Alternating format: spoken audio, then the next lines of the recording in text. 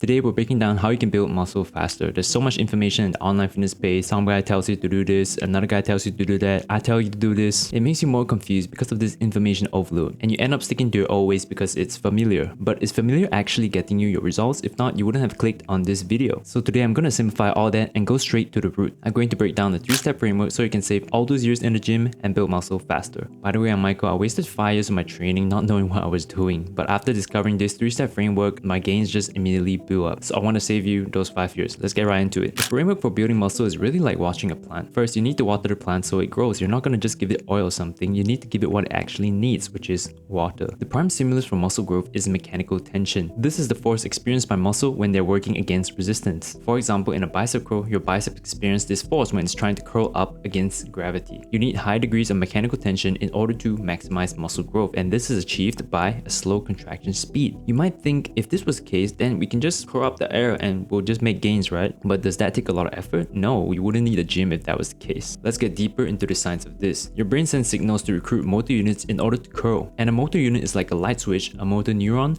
which is connected to multiple lights, which is muscle fibers. If curling your arm up is easy, your brain doesn't have to switch on that many light switches to do the job. It can simply just maybe pick this one and this one. Small amounts of muscle fibers are being stimulated to generate the force needed to curl. But if curling your arm up is hard, your brain has to switch on many of these light switches to do the job. It's gonna have to be switching on this light switch, this light switch, this, and so many other light switches to do the job. Large amounts of muscle fibers are being stimulated from generating this large force required to curl. So when many of these light switches are being turned on, this is the term known as high levels of motor unit recruitment. To maximize muscle growth, we need high degrees of mechanical tension plus high levels of motor unit recruitment. That's the science behind it, but how do we then achieve it in the gym? By training close to failure, more specifically 0 to 2 reps in reserve. When you train close to failure, your reps involuntarily start to slow down. There's high degrees of mechanical tension. It also requires high effort, so there's high levels of motor unit recruitment. This means there's a lot of muscle fibers experiencing high degrees of mechanical tension. That means you're stimulating the most muscle growth possible. Knowing this lets you know exactly how you should be training. So are you training hard enough? Record a set and actually see if you're taking that set too close to failure. Now that you've watered the plant, you're going to look at it and see if it grows, right? Knowing what actually causes muscle growth is really important. But if you don't tie it in with this next point, you're not going to know if you're actually building muscle. But the problem is muscle growth doesn't occur instantly. It takes quite a bit of time actually. We see ourselves in the mirror every single day and it's very hard to notice the difference in our own eyes. That's why your friend who haven't seen you for a couple of months can tell you if you're getting bigger or if you're getting fatter. But we can't wait a couple of months to notice the difference, right? It'll take too long. We want to make changes quickly and rapidly. So that is why we make use of the weights that we're using in the gym to watch for growth. And this is the term known as progressive overload. Progressive overload is when you're able to do more weight for a given number of reps or more reps for a given weight at a specific intensity, meaning reps in reserve, and for the same technique, meaning your form doesn't break down. Progressive overload is a result of the adaptations that have occurred due to the stimulus that we have provided to our muscles through resistance training. A bigger muscle is a stronger muscle. You've never seen a guy that can bench 500 pounds being small, right? And that is why we can measure muscle growth through the weights that we're doing in the gym. Track the weights and rep for every single set of every single exercise that you're doing, then aim to beat them in your next session. It lets us know exactly if we're building muscle or not, if we have adapted to the stimulus that we have provided last week. You need to get stronger over time in order to build muscle. If that's one thing that you take away from this video, just remember that. But your plant doesn't just always grow smoothly. Life's not always smooth sailing. What happens if your progress stalls? We can't just keep running into a brick wall and expect things to change, right? So the next point is really important. You need to adjust your routine accordingly. If you're not progressing, it means that you're experiencing fatigue, and we need to change something in order for us to recover from this fatigue. If you see yourself stalling for after 3 to 4 weeks, then it's a sign that you need to do something. Look into your training. What are the exercises that have stalled? You can reduce the number of sets you're doing to 1 to 2 sets, or cut out redundant exercises, or simply reduce the intensity to 2 to 3 reps in reserve. This allows for recovery from fatigue, which will then allow you to progress once again. Stimulus and fatigue works hand in hand. Stimulus creates fatigue. If we're not able to recover from this fatigue, it means that you're not able to provide as much stimulus. It means we're not able to build muscle. Okay, quick recap. Water the roots, hit the source directly. Train 0 to 2 reps in reserve to ensure that you're maximizing muscle growth. 2. Watch for growth. We need to measure our progress. Track your lifts, track the weights and reps you're doing, and ensure that you're getting stronger over time. And 3. Adjust the routine. If your progress stalls, make adjustments. Reduce the number of sets, cut out redundant exercises, or reduce your intensity in order to allow for recovery from fatigue. And And if you need a sample workout program that is quick and efficient, you can check out my free programs. It's available in the description as well, and also these two videos that will go through more in depth about these programs.